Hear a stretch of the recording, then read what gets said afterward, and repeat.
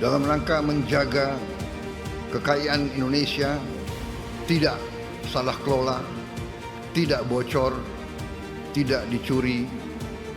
Mau tidak mau, kita harus bertekad untuk memberantas korupsi dari bumi Indonesia.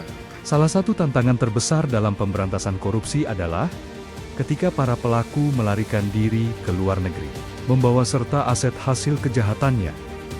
Banyak aset hasil tindak pidana, khususnya korupsi dan pencucian uang, dipindahkan ke luar negeri melalui mekanisme perbankan, investasi, atau aset fisik.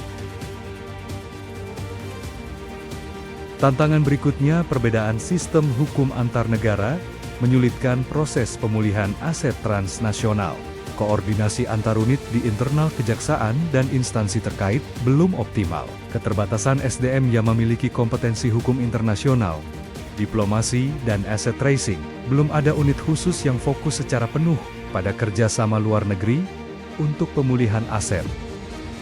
Kasus buronan Adeline Lis menjadi contoh nyata. Setelah belasan tahun melarikan diri, akhirnya ia berhasil ditangkap di Singapura pada tahun 2021. Penangkapan ini membuktikan bahwa kerjasama hukum antar negara, khususnya antara Kejaksaan Republik Indonesia dengan otoritas hukum asing, memiliki peran penting dalam menegakkan keadilan. Pemulihan aset lintas negara juga merupakan salah satu aspek penting dalam upaya pemberantasan kejahatan internasional, khususnya tindak pidana korupsi, pencucian uang, penyelundupan, dan kejahatan serius lainnya.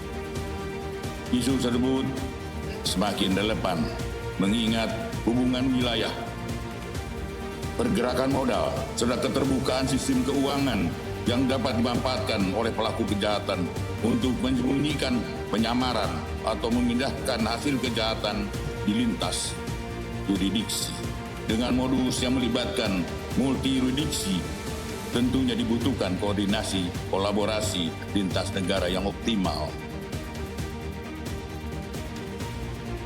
Namun, menangkap pelaku saja tidak cukup. Tugas yang lebih berat adalah mengembalikan aset hasil korupsi yang sering disembunyikan di luar negeri. Aset-aset itu bisa berupa uang dalam rekening bank asing, apartemen di kota-kota besar dunia, mobil mewah, kapal pesiar, bahkan tanah dan properti bernilai tinggi. Semua itu pada hakikatnya adalah milik rakyat Indonesia yang harus dikembalikan.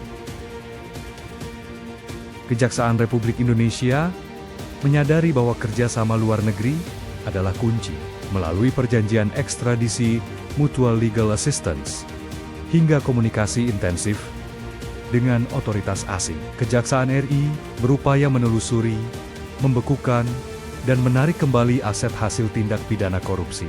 Untuk itu, Kejaksaan RI membentuk tim khusus aset recovery dengan nama JAGO, Justice Abroad and Global Outreach. Tim ini akan berdampak pada terlaksananya percepatan dan peningkatan kualitas pemulihan aset dari luar negeri, serta akan meningkatkan peran dan keberhasilan kejaksaan dalam pengembalian aset hasil tindak pidana korupsi dari luar negeri. Tim khusus ini memiliki kompetensi yang tinggi, sesuai dengan tuntutan kemampuan untuk menelusuri dan mengembalikan aset hasil tindak pidana yang berada di negara asing, serta berkolaborasi dengan PPATK dan jejaring aset recovery.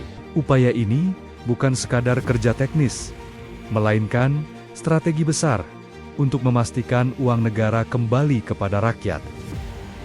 Setiap rupiah hasil korupsi yang berhasil dikembalikan, berarti semakin banyak dana yang bisa digunakan untuk pendidikan, kesehatan, infrastruktur, dan kesejahteraan rakyat. Inilah esensi dari kerjasama internasional dalam pemberantasan korupsi. Karena pada akhirnya, keadilan bukan hanya soal menghukum pelaku, tetapi juga memastikan bahwa hasil kejahatan kembali kepada bangsa Indonesia.